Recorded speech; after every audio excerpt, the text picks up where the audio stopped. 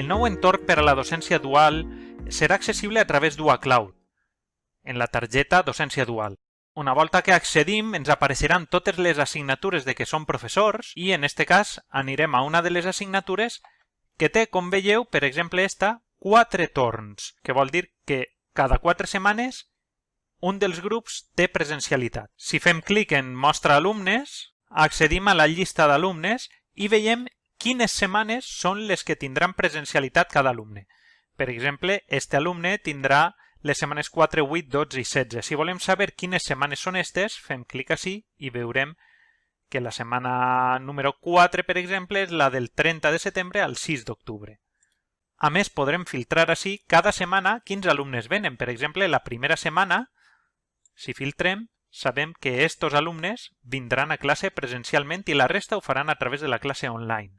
Tornem als meus grups, tornem a l'assignatura que ens interessa al grup 9.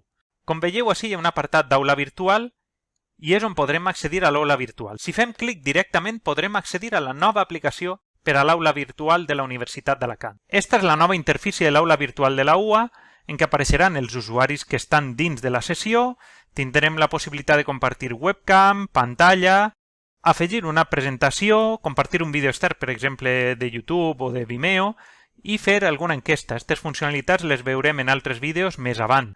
A més, tenim el xat públic típic de les sales de videoconferència i tenim la possibilitat de dibuixar en una pissarra multiusuari. Si algú prefereix utilitzar Google Meet o Microsoft Teams o un altre tipus d'eina de videoconferència, sempre ho pot fer afegint ací la URL.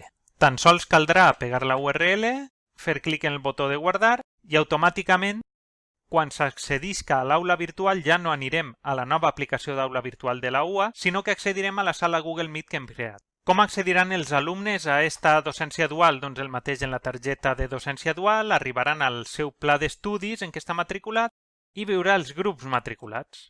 Per exemple, en la primera assignatura veiem que en la classe teòrica la presencialitat per a aquest alumne serà cada 4 setmanes.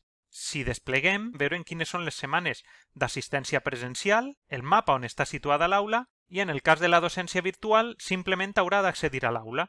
Si el professor ha creat una sala de Google Meet, anirà directament a la sala de Google Meet i si el professor decideix utilitzar l'aula virtual de la UA, accedirà a la nova aplicació.